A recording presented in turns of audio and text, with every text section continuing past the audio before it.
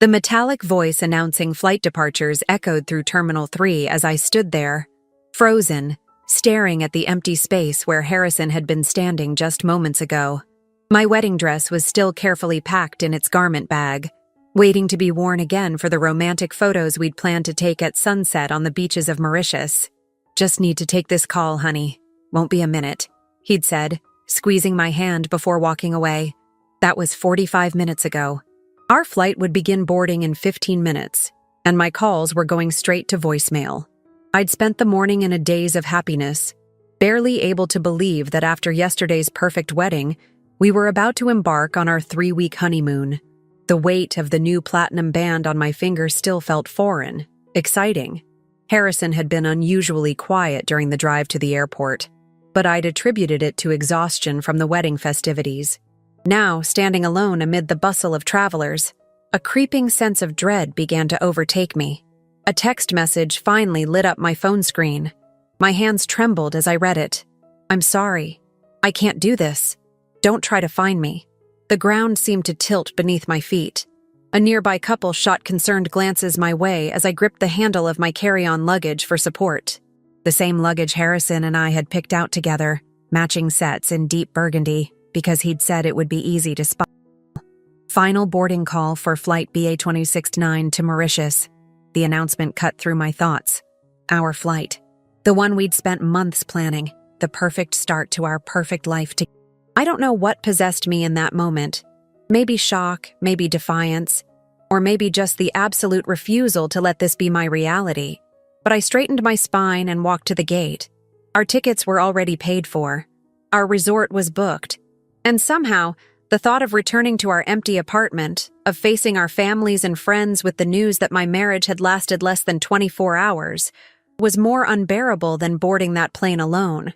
The flight attendant's expression shifted from professional cheerfulness to concern when she saw my tear-stained face and the empty seat beside me. "Everything all right, ma'am?" I managed a weak nod, unable to voice the truth, that I was embarking on my honeymoon alone, that my husband of exactly 1 day had vanished into thin air, that my entire world had imploded in the space of an hour. As the plane took off, I stared out the window at London shrinking below me, my mind racing through every moment of the past year. Harrison and I had met at a charity gala. He'd been charming, successful, seemingly perfect. Our whirlwind romance had felt like a fairy tale, and everyone had said we were made for each other. The warning signs had been there, I realized now. The calls he'd taken private, the mysterious work meetings, the way he'd sometimes grow distant before showering me with affection again, but nothing could have prepared me for this. As the plane crossed over the English Channel, my phone regained signal momentarily and another message came through. This one made my blood run cold.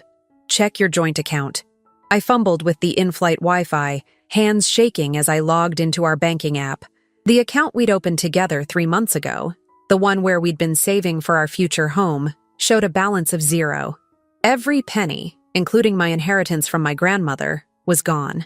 The realization hit me like a physical blow. I wasn't just abandoned.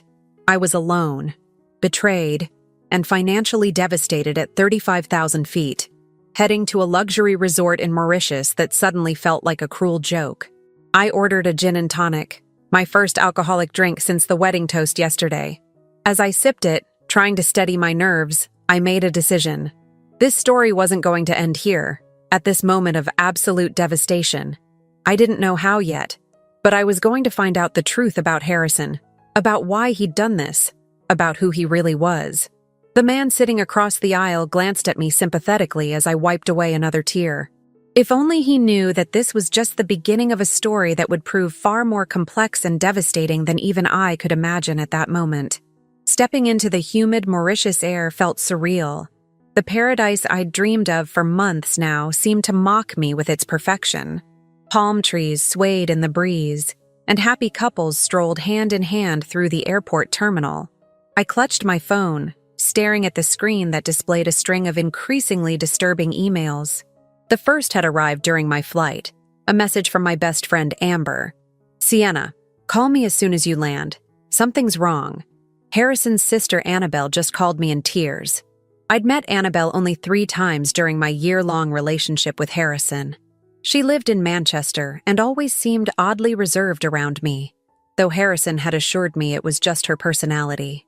Now I wondered if she'd known something all along. The hotel's driver held up a sign reading, Mr. and Mrs. Walker, and I nearly broke down again. That name, my brand new married name, now felt like a stranger's. I approached him anyway, explaining that it would just be me. His practiced smile never wavered, but I saw the pity in his eyes. "Your husband will be joining later?" he asked politely as we drove along the coastal road. "No," I replied, my voice barely a whisper. "No, he won't." In my luxury ocean view suite, I finally gathered the courage to call Amber. Her voice was tight with concern when she answered. "Sienna, I don't know how to tell you this, but Annabelle says Harrison's been married before." My legs gave out, and I sank onto the king-sized bed that should have been our honeymoon sanctuary. "What do you mean, before? He told me he'd never even been engaged." 3 years ago, Amber continued, her voice shaking, "to a woman named Beatrice in Manchester. Annabelle says. She says he did the same thing to her. He disappeared right after the wedding. Beatrice's family lost everything." The room spun around me. I thought about the perfectly crafted story Harrison had told me about growing up in London, about his successful consulting business, about his dreams of starting a family. How much of it had been real? With trembling fingers, I opened my laptop and started searching. It took hours, but slowly, horrifyingly, the truth began to emerge. Harrison Walker wasn't even his real name. I found a newspaper article from Manchester dated 3 years ago. "Local businessman disappears after wedding, leaving trail of debt." The photo showed a woman named Beatrice Patterson outside a courthouse, her face drawn with the same shock and devastation I now felt. But that wasn't all. As I dug deeper, I found more. 2 years before Beatrice, there had been another woman in Edinburgh. Same pattern. Whirlwind romance, lavish wedding, disappearance. Different name, same man, my Harrison. Or whatever his real name was. My phone buzzed with a message from an unknown number. My heart stopped when I opened it. "I know what Harrison did to you. I'm Beatrice. We need to talk." I stared at the message for a long time. The sound of waves crashing outside my window providing an eerily peaceful backdrop to my inner turmoil. The man I'd married, the man I'd thought I knew better than anyone, was a stranger. A con artist who had perfected his craft through multiple performances. But something didn't add up. The timing of his disappearance, the way he'd ensured we checked our luggage before he vanished. It felt different from the other cases I was reading about. And why Mauritius? Why go through with planning such an elaborate honeymoon if he was just going to disappear? I was about to reply to Beatrice's message when my phone lit up with another call, this time from Harrison's number. My heart pounded as I answered, but instead of his voice, I heard rapid breathing and what sounded like someone running. "Sienna," he gasped, his voice tight with what sounded like genuine fear. "Don't trust anything you're about to hear about me. I can explain everything, but I need you to do exactly what I say. Are you alone?" Before I could answer, I heard a commotion in the background, followed by the sound of breaking glass. The call cut off abruptly. I sat there in my honeymoon suite, the setting sun casting long shadows across the room, holding my phone and trying to make sense of what was happening. Was this another manipulation? A new twist in his con game? Or was there something bigger going on? Something I couldn't yet understand?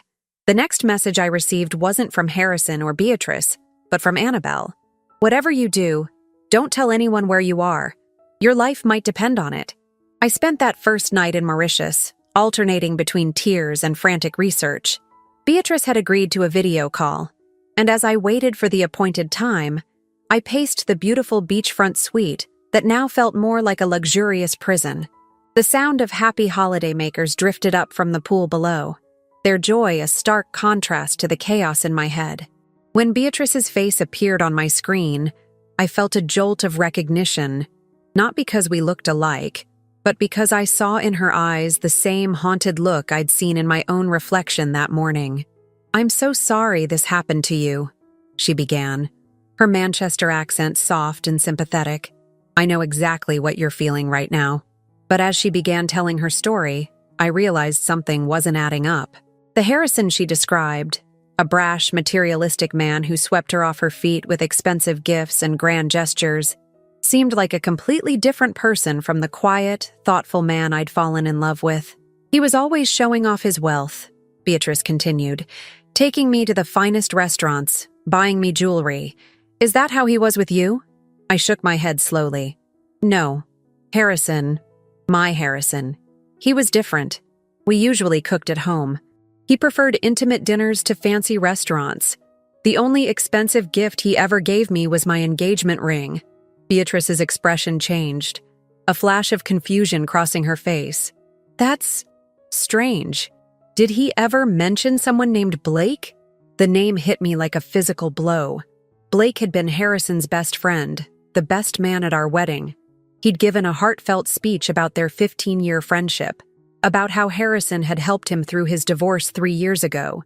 But when I mentioned this to Beatrice, she leaned forward, her face pale. Sienna, I need you to listen carefully, she said. The man in this photo, is this your Harrison? She held up her phone to the camera, showing me her wedding photo. My hands started shaking. The man standing beside Beatrice in her wedding photo was Blake. That's not... I started, then stopped, my mind racing. I quickly pulled up my own wedding photos on my laptop, turning the screen to show Beatrice. This is my Harrison. Beatrice's sharp intake of breath told me something was very wrong. Sienna, that man, that's Logan. He was Blake's business partner. He disappeared the same time Blake did, along with all our money. The room seemed to tilt around me. I thought about all the times Harrison had taken calls from Blake in private, about the mysterious business meetings, about how he'd insisted on handling all our wedding preparations himself. There's more, Beatrice said, her voice trembling. After everything happened, I did some digging. Blake and Logan, they weren't just con men. They were involved in something bigger, something dangerous. And Sienna, I think they might have finally crossed the wrong people. Just then, my phone buzzed with a text from Annabelle. Don't believe everything Beatrice tells you. Some of it is true, but not all. Harrison loved you. That part was real. He's in trouble, Sienna. Real trouble. And you might be too. I looked back at Beatrice on my screen, studying her face. Was she telling me the whole truth? And if Harrison, or Logan, or whoever he really was, had truly loved me, why disappear now? Why take my money? Beatrice, I said slowly. The day before the wedding, Harrison asked me to transfer all our savings to a new account. He said it was for house hunting when we got back. I didn't think anything of it at the time. Beatrice's expression darkened. Did he tell you which bank? Swiss United, I replied. Why? Because that's not a real bank, Sienna. But that name? I've heard it before. It's connected to someone very dangerous. Someone Blake and Logan were terrified of. Before she could continue, my room phone rang, making me jump. It was the front desk. Mrs. Walker, there's a gentleman here asking for you. He says he's your brother-in-law. My heart started racing. I don't have a brother-in-law. There was a pause on the line. He's quite insistent, madam. He says it's about your husband's safety. I looked back at Beatrice on my laptop screen. She had gone pale. Sienna, she whispered, get out of there, now. I grabbed my passport and phone, shoving them into my purse. What about my luggage? Leave it, Beatrice said urgently. There's a back entrance through the service area. I stayed at that resort once. Get to the beach. There are always people there. I'm calling someone I know in Mauritius right now. He'll help you. As I slipped out of my room, I heard the elevator ding at the end of the hall. Male voices emerged, speaking in low, urgent tones. I turned and ran the other way, toward the service entrance, my heart pounding. My phone buzzed again. Another message from Harrison. Whatever you do, don't let them find you. I'm sorry for everything, but this isn't what you think. Trust no one until I can reach you again. As I pushed through the service door and into the humid evening air, I realized I was now running from something, but I had no idea what. All I knew was that my honeymoon had turned into something far more terrifying than just a story of betrayal. The sound of footsteps behind me sent me sprinting toward the crowded beach, my wedding ring catching the last rays of the setting sun. I had a feeling I was about to discover exactly why Harrison had chosen to disappear, and why he might have been trying to protect me by doing so. The beach was crowded with tourists enjoying the sunset, completely unaware of my racing heart and trembling hands.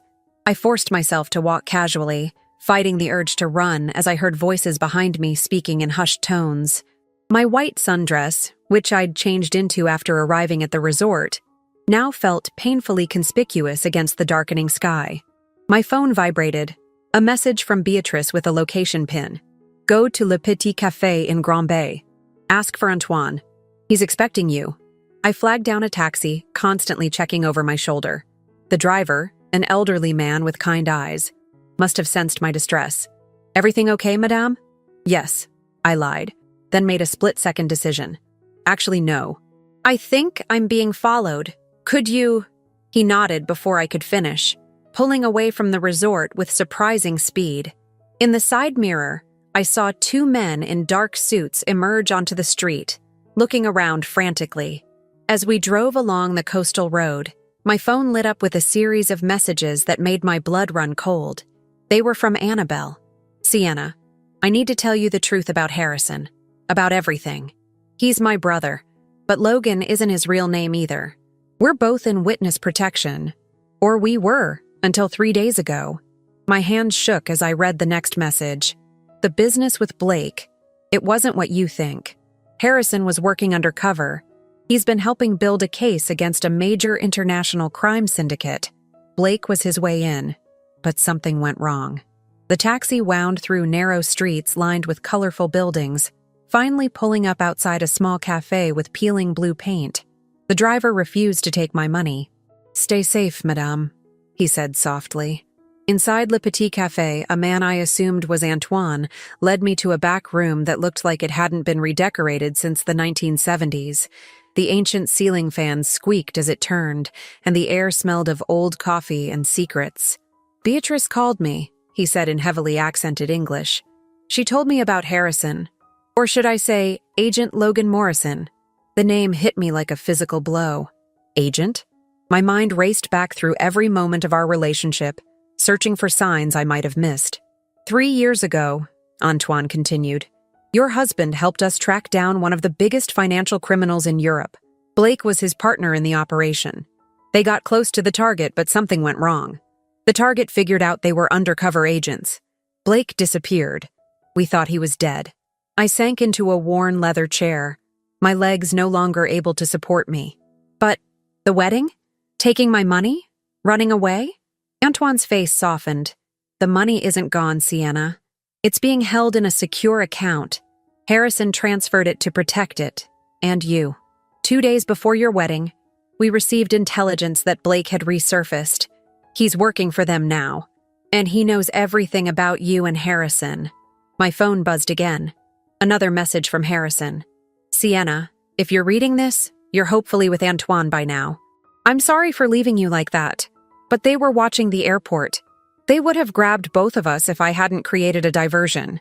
Everything I told you about my feelings for you was real, but almost everything else was a lie to protect you. Tears blurred my vision as I read his next message. The men following you aren't police or agents. They work for someone much worse.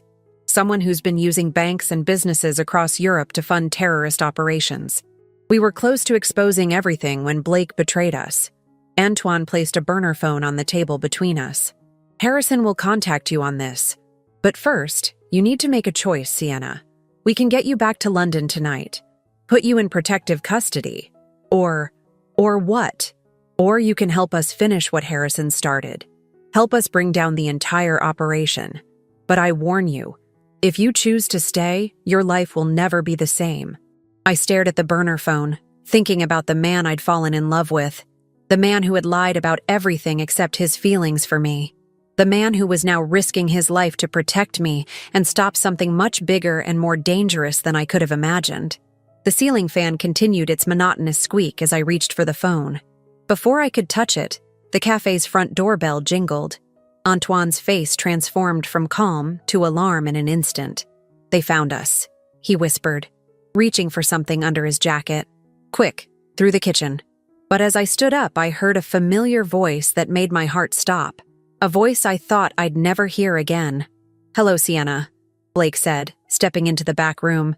"I think it's time we had a chat about your husband." Blake looked different from how I remembered him at the wedding.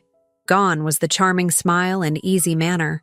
His eyes were hard, calculating, as he pulled up a chair and sat down, blocking the only exit. Antoine remained tensed beside me, his hand still beneath his jacket. "You can relax, Antoine," Blake said smoothly. "I came alone, and I'm only here to talk." "Like you talked to Beatrice?" I found myself saying, surprised by the steel in my own voice. A flicker of something, regret, shame, crossed Blake's face. Beatrice was collateral damage. I never meant for things to go that far. But your husband, the man you know as Harrison, he's the one who put her in danger, put you all in danger. By trying to stop criminals? The words came out before I could stop them. Blake leaned forward, his expression intense. "Is that what they told you? That we're the bad guys? That Harrison's some kind of hero?" He pulled out his phone, sliding it across the table to me. "Take a look at these photos." The images showed Harrison, or Logan, or whoever he really was, at various locations over the past few years. In some, he was with people I didn't recognize. In others, he was clearly conducting surveillance. But the last photo made my blood run cold. Harrison, holding hands with a beautiful woman, looking at her the same way he used to look at me. "That was 6 months ago," Blake said quietly, "while he was engaged to you. Her name is Elena. She's the daughter of Victor Petrov, the man Harrison claims he's trying to bring down. But look at the date stamp, Sienna. Look at how he's looking at her." My hands trembled as I stared at the photo. 6 months ago, Harrison and I had been planning our wedding. He'd told me he was away on business trips. Had those trips been with her? "You're trying to manipulate me," I said, but my voice wavered. "Am I?" Blake's voice was gentle now. "Or am I showing you the truth about the man you married? Harrison isn't who you think he is. He's not even who his own agency thinks he is. He's been playing everyone. The agency, Petrov, you, me. There's a reason he took your money, Sienna. And it wasn't to protect you." Antoine shifted beside me. "Don't listen to him. This is what he does. Twist the truth until you don't know what to believe." "Really?" Blake raised an eyebrow. "Then explain this." He pulled out another phone, Harrison's phone, the one he'd been using at the airport. "I found this after he ran. Check his messages with Elena." I shouldn't have looked.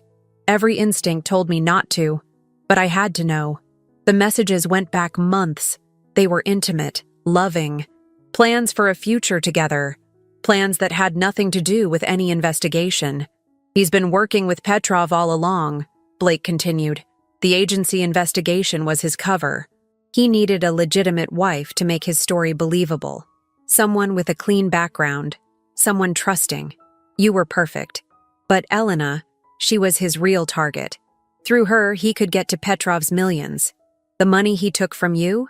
It's just the beginning."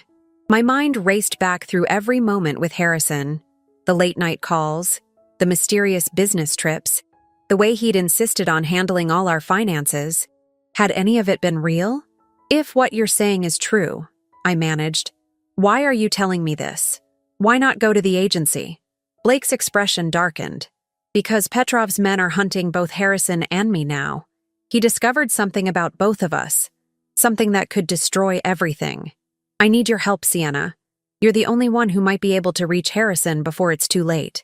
"Too late for what?" "Elena's dead." Blake's words fell like stones in the quiet room. "She was found yesterday in her Paris apartment, and Petrov thinks Harrison killed her." The ceiling fan continued its endless squeak as I processed this information. Elena, the woman from the photos, the woman Harrison apparently loved, was dead, and now I was caught in the middle of something I barely understood. "What do you want from me?" I asked, surprised by how steady my voice sounded. "Help me find him," Blake said. "He trusts you. He'll contact you. When he does, I need you to—" A sudden commotion from the front of the cafe cut him off. Shouts in French, followed by the sound of breaking glass. Antoine moved with surprising speed, pulling me toward a hidden door behind a shelf. "Choose now, Sienna," Blake called after me. "Help me stop him, or become his next victim. But know this, nothing about your relationship was real.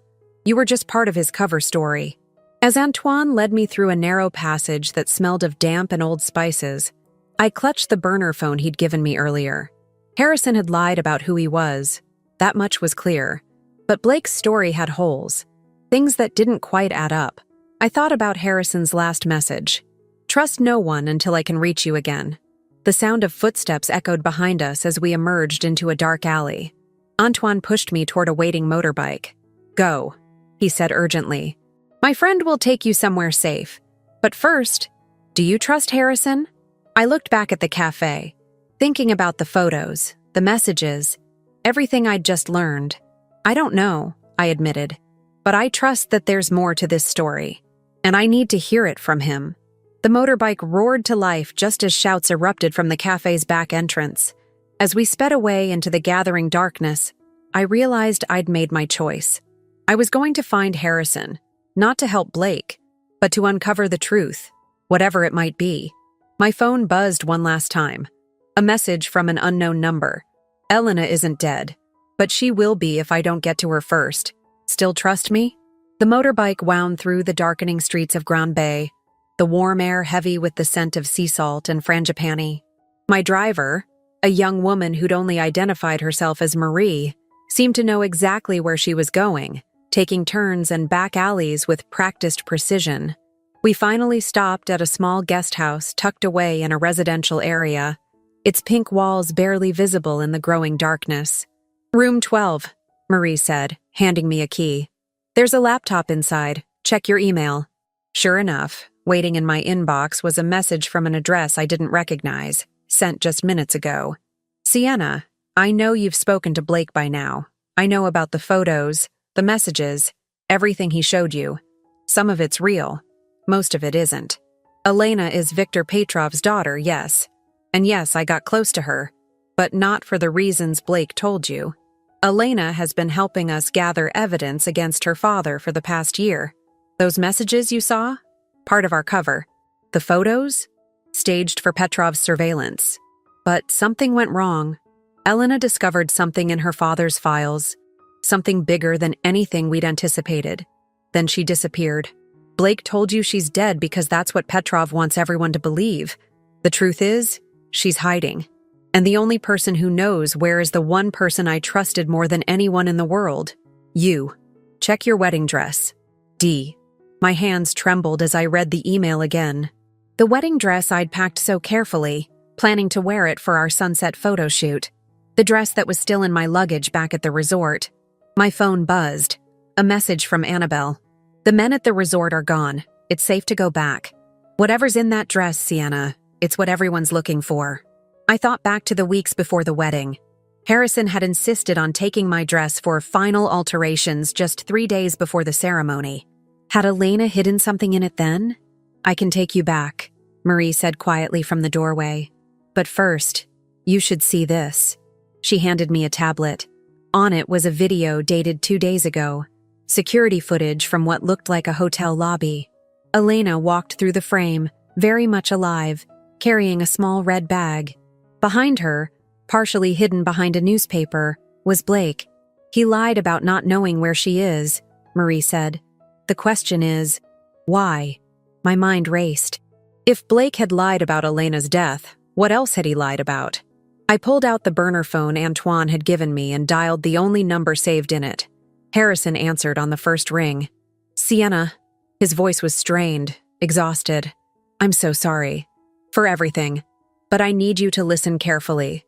Elena had evidence of something massive. Money laundering, human trafficking, political assassinations, all connected to her father, but also connected to people much more powerful. People inside our own agency. "Blake?" I asked, though I already knew the answer. "He was my mentor, Sienna, the man who recruited me. Finding out he was corrupt, it nearly destroyed me. When Elena discovered his involvement, we knew we had to act fast, but we needed someone above suspicion to help us. Someone new, Someone they wouldn't be watching. Me, I whispered. Our whole relationship. Was it all just part of the plan?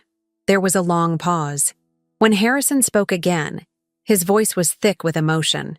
The plan was to meet you, use your clean background to help establish my cover. What wasn't part of the plan was falling in love with you. Really falling in love. That's why I couldn't go through with it. Couldn't risk your life by involving you further. But you already had, I said, surprising myself with how calm I felt. By marrying me. By making me part of this. I know. And when I realized that, I tried to protect you the only way I could think of. By running. Making it look like a simple case of fraud. If Blake thought you were just another victim, he wouldn't see me as a threat, I finished. But something changed, didn't it? That's why he came to find me. Elena contacted him, Harrison said grimly. Tried to make a deal. But Blake, he doesn't make deals. He eliminates problems. When he couldn't find her, he must have realized that I might know something, I said. But Harrison, I don't. I don't know anything. Yes, you do, Sienna. You just don't know you know it. Think. The week before the wedding, when I was acting strange, when I kept taking calls in private, what did you see? What did you hear? I closed my eyes, thinking back. Harrison had been distracted. Yes. There had been hushed conversations. And then, Elena came to the house, I said slowly, when you were in the shower. She said she was dropping off wedding papers, but she went to my closet, to my dress. What else, Sienna? Think carefully. She was crying, I remembered suddenly. Not sad crying, scared crying. She hugged me before she left and whispered something. I thought she said, take care of him. But that wasn't it, was it? What did she really say, Sienna? The memory hit me like a thunderbolt. Take care. 3 words, not a sentence. She was telling me about a safe in Lake Geneva. The dress? There's a key sewn into it, isn't there? Not a key, Harrison said quietly. The code, written on a microchip sewn into the hem. Elena split the evidence into 3 parts. The physical documents are in the safe. The access codes are in your dress. And the safe's location is with Elena, I finished. That's why Blake couldn't just kill her. He needs all 3 pieces. Suddenly, Marie burst into the room. We need to go, now. Someone just reported your location to Petrov's men. As I grabbed my purse, Harrison's voice became urgent. Sienna, listen to me. I can't protect you anymore, but I know you. You're stronger than anyone realizes. Smarter. The night I met you, you solved that impossible riddle at the charity gala. The one even Blake couldn't figure out. That's when I knew. Knew what? That if anyone could unravel this whole thing, it would be you. The question is, are you willing to try? Through the window, I could see headlights approaching. Marie was already starting the motorbike. I had seconds to decide. Tell me what to do, I said. Find Elena, Harrison replied. But Sienna, don't trust anything else I tell you. From now on, trust only yourself. The line went dead as the first black SUV pulled up outside the guest house. As Marie and I slipped out the back, I realized that my honeymoon hadn't just been ruined. It had been transformed into something else entirely. A mission I never wanted, but one I now had to complete. Not for Harrison, not for Elena, but for myself, and for the truth I deserved to know. The resort's security cameras had been disabled. Marie's doing, she'd assured me, as we slipped back onto the property through a service entrance. My heart pounded as we approached my room, but the hallway was mercifully empty. The lock clicked open, and I stepped inside. My luggage was exactly where I'd left it, but something felt off. The room had been searched, professionally, methodically. Everything was in place, but slightly wrong, like a photo taken from a slightly different angle. They were looking for the dress, Marie whispered, standing guard at the door. I unzipped the garment bag with trembling fingers. The wedding dress, ivory silk and delicate lace, looked innocent enough. But as I ran my hands along the hem, I felt it, a barely perceptible thickness in one small section.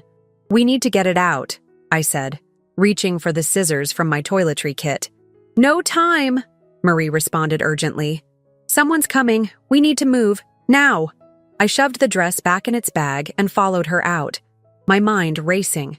The hem, the microchip, Elena's terrified face that day in my closet. It all meant something, but what? We made it to the hotel's beach entrance just as I heard familiar voices in the lobby. Blake, speaking to the hotel staff. My phone buzzed. Another message from Harrison. The charity gala where we met. It wasn't a coincidence. You were chosen. Your background in cryptography. Your work with that tech startup before it folded. Blake thought you were perfect. Just another failed entrepreneur who'd make a believable victim. But I saw something else in you that night. The way you solved that riddle. You saw patterns nobody else could see. I remembered that night clearly now. The riddle had been part of a fundraising game. Something about sequences and codes. I'd solved it almost immediately, while the other guests had struggled for hours. Marie, I said suddenly, I need paper and pen. Now. She handed me a small notebook from her pocket. My hands shook as I wrote out what I remembered of Elena's behavior that day in my closet. 3 words. Take care. But it wasn't just the words. It was how she'd said them. The pauses. The emphasis. It's not directions to a safe, I muttered, scribbling frantically. It's a cipher key. The pattern in the hem. It's not just a code, it's part of a sequence. Marie looked confused, but I was already pulling out my phone, Googling the charity gala from a year ago. The riddle had been about pattern recognition in seemingly random sequences. And now, looking at my wedding dress, I realized the decorative pattern in the lace wasn't just decorative. Elena didn't hide a microchip in my dress, I said, the realization hitting me like a wave. She hid the pattern in the lace itself. The whole dress is the code. My phone buzzed again. Annabelle this time. Sienna, whatever you've figured out, keep it to yourself. Harrison's been compromised. They have him. Almost simultaneously, another message appeared. This one from Harrison's number. Meet me at the marina. Slip 23. Come alone. It's a trap, Marie said quietly. Of course it is, I replied, still studying the dress's hem. But maybe that's exactly where we need to be. I thought about everything I knew. Elena's message, the pattern in the lace, the charity gala riddle, Harrison's insistence that I trust only myself, pieces of a puzzle that had seemed random, but now… Marie, does that laptop in the guest house have a camera? She nodded. Good, because I need to photograph every inch of this dress. And then I need you to help me set a trap of our own. For who? She asked. Blake? Petrov's men? I thought about Harrison's last message, about not trusting anything else he told me, about trusting only myself. And suddenly, I knew. For everyone, I said, because there's something nobody's considered. Not Blake, not Petrov, not even Harrison. What's that? I looked at the dress, at the intricate pattern that held secrets within secrets. That maybe Elena chose me for a reason. That maybe she knew exactly what she was doing when she came to my closet that day. Because the one thing nobody would expect was for her to trust the bride. Marie finished, understanding dawning in her eyes. I nodded, my mind already racing ahead to what we needed to do next. The marina message is obviously a trap, so let's spring it. But first, I pulled out the burner phone Antoine had given me and dialed a number I'd memorized from the charity gala guest list. A number I'd seen Elena call repeatedly in the security footage Marie had shown me. A woman's voice answered on the third ring. Hello? Elena? This is Sienna, and I think I've figured out what you were trying to tell me about the pattern. There was a long pause. Then, took you long enough. Sister-in-law. The sunset painted the marina in shades of gold and purple as I walked toward slip 23, my wedding dress carefully folded in my arms. Elena's words still echoed in my mind from our brief conversation. I chose you the moment Harrison told me about you, she'd said. A woman who built a security encryption company from nothing, who lost everything when her partner stole her patents, who still managed to smile, to trust, to love again. I knew you'd understand. Now, as I approached the meeting point, I understood more than ever. The pattern in the lace wasn't just a code. It was my code. The same encryption algorithm I developed years ago, before my business partner stripped it away from me. Elena hadn't just hidden information in my wedding dress. She'd hidden it in a way that only I could truly understand. I saw Harrison first, standing on the deck of a sleek yacht. His hands were bound, and Blake stood behind him, no longer bothering to hide his true nature. Two other men, Petrov's security, I assumed, watched from nearby. "Sienna," Blake called out, his voice carrying across the water. "I'm glad you decided to be reasonable. Come aboard, slowly." I clutched the dress tighter, taking careful steps onto the boat. Up close, I could see the bruises on Harrison's face, the way he held himself as if protecting injured ribs. Our eyes met, and I saw something there. Not fear, but anticipation. "The dress," Blake said, holding out his hand. "First, let me see Elena's proof," I replied, my voice steadier than I felt. "I know she's alive. I know about the safe in Geneva. Show me she's okay, and you can have the dress." Blake smiled, but it didn't reach his eyes. "You're in no position to negotiate." "Actually," came a voice from behind me. "She is." Elena stepped onto the boat, followed by Marie and two men I didn't recognize. But Harrison clearly did. His eyes widened in recognition. "Internal affairs," Blake said quietly. "You've been busy, Elena." "For years," she replied. "Ever since I discovered you were using my father's network for your own operations. Trading information, betraying agents, arranging accidents for anyone who got too close." "And Harrison?" I asked, though I already knew the answer. "Figured it out 6 months ago," Elena said. "We needed proof, but Blake was too careful. Then we learned about his pattern, how he used couples, manipulated relationships to create perfect covers. When he suggested using you, you saw an opportunity," I finished. Blake laughed, but there was an edge of desperation to it. "Touching story, but you have no proof, nothing that would stand up in court." I unfolded the wedding dress carefully. "Actually, we do. You see, Elena didn't just hide information in this dress. She hid proof of what you made her do 3 years ago in Manchester, with Beatrice." Blake's face went pale. "What are you talking about?"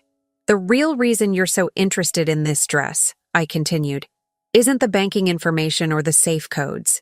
It's the proof that you forced Elena to help you destroy Beatrice's life, to make her story less credible when she started asking questions about her husband's death. The funeral photos," Elena said quietly, "the ones that show you were there, watching, making sure everything went according to plan.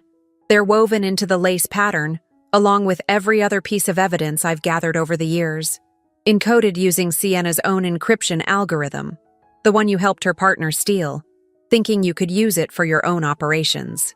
Harrison spoke for the first time, his voice rough. "You should have done better research, Blake. Should have realized why Sienna's encryption was so valuable. Why every intelligence agency in the world wanted it. Because it's unbreakable," I said, feeling a surge of pride mixed with old pain.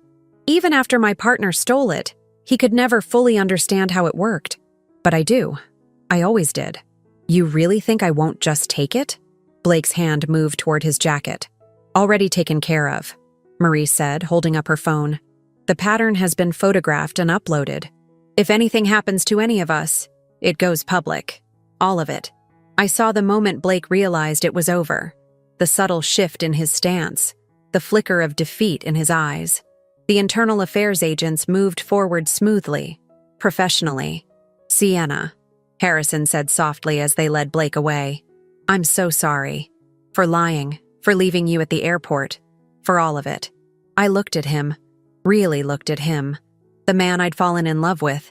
The man who had lied about everything except his feelings. The man who had tried to protect me by pushing me away. "You know," I said, "most couples have to wait years to face their first real crisis. We managed it in less than 24 hours of marriage." "Some honeymoon," he replied, a ghost of his old smile appearing. Elena stepped forward. "You have every right to walk away, Sienna. To start fresh, forget all of this." I looked down at my wedding dress, at the pattern that had helped bring down a corrupt agent and expose an international conspiracy, at the symbol of a marriage that had begun with lies but had somehow led to truth. "Actually," I said, "I have a different idea." But before I could continue, a shot rang out across the marina. Harrison's eyes widened in shock as he looked down at his chest, where a red stain was beginning to spread. Time seemed to slow as Harrison stumbled backward. I dropped the wedding dress and lunged forward, catching him before he hit the deck. Behind us, I heard shouts, running footsteps, and another shot, this one from Marie's direction. Through the chaos, I registered Elena's voice shouting, "Blake's man in the tower! Get him!" "Stay with me," I whispered to Harrison, pressing my hands against his wound. His blood was warm against my fingers, and his breathing was shallow but steady. "You don't get to leave me again. Not like this." "B wouldn't dream of it," he managed, his attempt at a smile turning into a grimace. Though I have to admit, this wasn't quite the honeymoon I had in mind. The next few hours passed in a blur of ambulances, police statements, and hospital corridors. The shooter had been one of Blake's loyal operatives, positioned as a backup plan.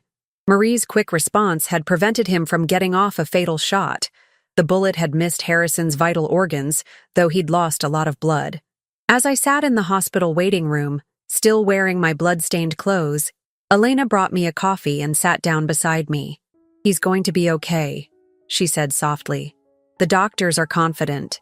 I nodded, staring into the dark liquid. "Did you always know it would end like this?" "Not like this exactly," she admitted. "But I knew it would end. Blake had too many enemies, too many loose ends. That's why I needed you, someone outside the game, someone who could see patterns others missed." "Like the pattern in my dress?" I asked, thinking of the intricate lace design that had carried so much hidden information. "That was brilliant, wasn't it?" Elena smiled. "Using your own encryption method, the one Blake helped steal from you years ago. The ultimate irony. He spent years trying to crack your algorithm, never realizing the key was in understanding how you think, not just the code itself." I thought about the past year, about falling in love with Harrison, about all the lies and truths that had brought us to this moment. What happens now? Blake will face charges, serious ones. The evidence in your dress pattern, combined with what we already had, he'll never see freedom again. As for Harrison, she paused. "That's up to you." The door opened, and a doctor emerged. "Mrs. Walker, your husband is asking for you." I found Harrison propped up in bed, pale but alert. The sight of him, alive, real, here, brought tears to my eyes. "Hey," he said softly. "Hey yourself." I sat on the edge of his bed, taking his hand. "You know, when I imagined our first day as a married couple, I pictured more champagne and fewer gunshot wounds." He squeezed my hand. "Sienna, I know I have no right to ask for another chance. What I did to you, leaving you at the airport, lying about who I was. You lied about what you were." I corrected him. "Not who you were. The man I fell in love with. The one who makes terrible puns when he's nervous, who burns every attempt at cooking pasta, who reads detective novels and always guesses the ending wrong. That man was real." "Yes," he said quietly. "That part was always real." "Then maybe," I said, "we start there. No more lies, no more hidden agendas. Just us, figuring out what comes next." "What about your company?" he asked.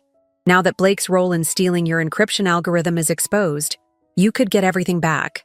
I thought about it. About the years I'd spent angry over losing my company, my patents, my work. "Maybe," I said slowly, "it's time to build something new instead. Something better. Together?" The hope in his voice was unmistakable. "On one condition," I said, trying to keep my face serious. "We get a do-over on the honeymoon, somewhere quiet this time. No spies, no conspiracies, no encrypted wedding dresses." "Deal," he smiled, then winced as the movement pulled at his stitches. "Though I have to say, you handled your first international conspiracy pretty well. Let's make it our last," I suggested, leaning forward to kiss him gently. 2 weeks later, we stood on a small private beach in the Seychelles. I wore a simple sundress, thoroughly checked for hidden codes or microchips, and Harrison wore loose linen pants rolled up at the ankles as we walked along the shore. His wound was healing well, and each day brought more of his strength back. Elena had returned to her work, helping other agents expose corruption while rebuilding her relationship with her father, who had agreed to cooperate with authorities after learning of Blake's betrayal. Marie had become a close friend, though she still wouldn't tell me who she really worked for. As the sun set over the ocean, Harrison pulled me close. "Any regrets?" he asked softly. I thought about everything that had happened, the betrayal, the fear, the truth, the strength I'd found in myself. "Just one," I said. "What's that?" "I really liked that wedding dress." He laughed, then turned serious. "You know, most people would have run away from all this. Would have decided it was too much drama, too many lies." I watched the waves roll in, thinking about patterns, about how life sometimes takes the most unexpected routes to get us exactly where we need to be. "Maybe," I said. "But then again, most love stories don't start with being abandoned at the airport, and most don't end with international conspiracies and gunshot wounds," he added. "No," I agreed, leaning into him as the last rays of sun painted the sky in brilliant colors. But then again, we were never going to be most people's kind of love story. Later that night, as we lay in our beachfront villa, I received one last text from Elena. "Looking for a partner in my new security consulting firm? Could use someone who knows how to crack impossible codes, and maybe teach others how to do the same." I showed the message to Harrison, who smiled. "What do you think?" I thought about patterns again, about how sometimes the worst moments in our lives lead us to exactly where we need to be, about how losing my company had led me to that charity gala, to Harrison, to this moment. "I think," I said, "that sometimes the best new beginnings come from the most unexpected endings." Harrison pulled me closer, and I felt his smile against my hair. Outside, the waves continued their eternal rhythm, and somewhere in a Swiss bank, a safe held secrets that would never need to be revealed. But the biggest secret, the one about how love can survive lies, betrayal, and even gunshot wounds, that one I would keep forever. After all, some patterns are meant to be broken, and some are meant to be transformed into something new entirely. Our love story might have started with an abandonment, but it had become something else, something stronger, truer, and far more interesting than any fairy tale ending could ever be.